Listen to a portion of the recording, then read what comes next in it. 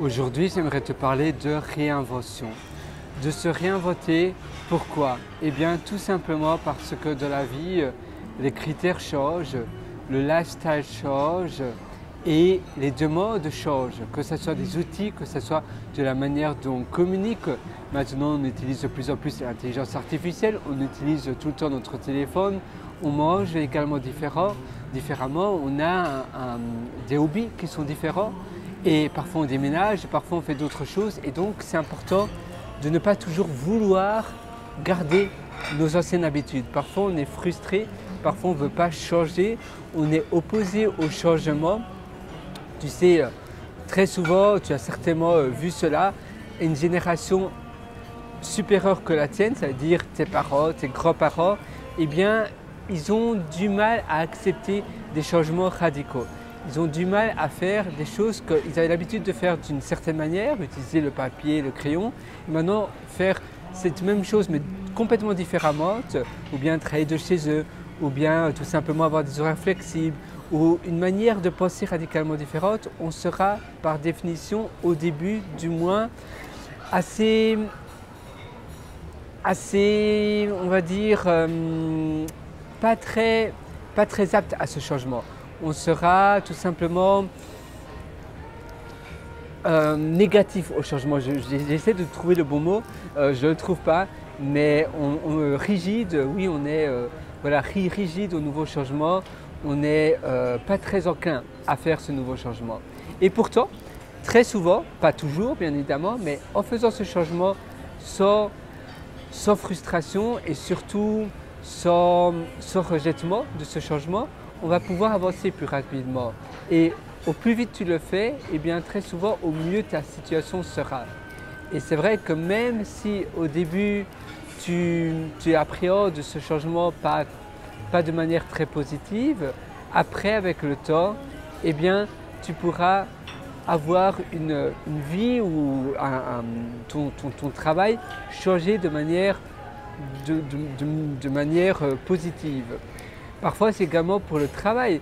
Si tu changes rapidement, si tu es enclin aux nouvelles idées et que tu n'es pas trop serré d'esprit, tu sais, serré d'esprit, étroit d'esprit, tu vas pouvoir avoir plus facilement des nouvelles promotions. Parfois, c'est en utilisant des nouveaux outils qui te permettront de mieux travailler. Ou parfois, des réglementations qui changent. Eh bien, si tu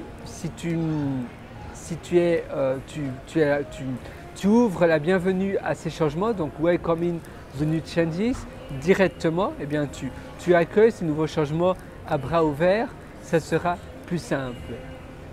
Évidemment, être résistant à certains changements, c'est normal, parce que tu sais qu'on est résistant au changement tout simplement parce que on a notre approximation du réel et si on acceptait tout et n'importe quoi, on deviendrait fou. Voilà, on sait ce qui est bon, on sait ce qui n'est pas bon. Ce que l'on a fait dans le passé fonctionnait, donc par définition, notre cerveau et la manière dont on réagit à ces changements va d'abord être un rejettement ou on ne va pas être très enclin à l'accepter. Mais après, si on voit que ça fonctionne bien, on se dit mais oui, pourquoi pas. À nouveau, il y a toujours un temps d'adaptation. Et je voulais vraiment te faire cette session pour te partager l'importance. Si un changement est bon, l'importance de directement se jeter à bras ouverts dans ce nouveau changement. Parfois, c'est une nouvelle devise. Si un nouveau pays change, le pays où tu habites actuellement voudrait changer la devise. Si tu continues à calculer le prix avec l'ancienne devise, eh bien, ça va te ralentir. Ça va prendre plus de temps et ça va ajouter de la complexité dans ta vie. Toi, tu ne veux pas trop faire cela. La même chose si ton bureau est différent ou bien la manière dont les gens s'habillent est différente. Si tu es rigide à ce nouveau lifestyle, eh bien, tu vas un peu faire corps à part et tu vas te sentir un peu séparé par rapport aux autres qui ont déjà accepté ce nouveau changement. Donc à nouveau, c'est important donc d'être enclin et de dire oui au nouveau changement. Sur ce, moi je te souhaite absolument tout le meilleur. C'était une vidéo assez courte, simplement pour te dire que la vie est courte et finalement tu risques peu de choses en acceptant un nouveau changement. La même chose, il y a des personnes qui payent encore en cash, d'autres qui payent avec leur carte bancaire contactless et d'autres qui ont fait le changement et qui payent rien qu'avec leur téléphone. Et un certain groupe de population ont plus de mal à s'adapter. Ils disent non mais c'est dangereux, je ne devrais pas accepter ça. Et en réalité, payer avec son téléphone, c'est beaucoup plus sûr. Mais tu sais, il y a toujours, on aime bien avoir le dernier mot et on aime bien continuer ce qu'on avait l'habitude de faire. Et pourtant, c'est quelque chose qui est plus pratique, eh bien tu devrais prendre le choix le plus pratique. Et comme je te disais, la vie est courte et si tu vois un réel avantage à utiliser quelque chose de nouveau, comme payer avec son téléphone ou son Apple Watch, tu devrais le faire. Parce que moi je me souviens, il y a quelques années, il y a énormément de personnes de mon entourage et de mes amis qui étaient réticents à faire cela, à faire le pas de payer avec son téléphone. Non mais j'ai pas envie qu'Apple sache ma carte de banque. En réalité, Apple ne sait pas du tout tes coordonnées de carte de banque, ça reste sur ton téléphone et c'est beaucoup plus sûr.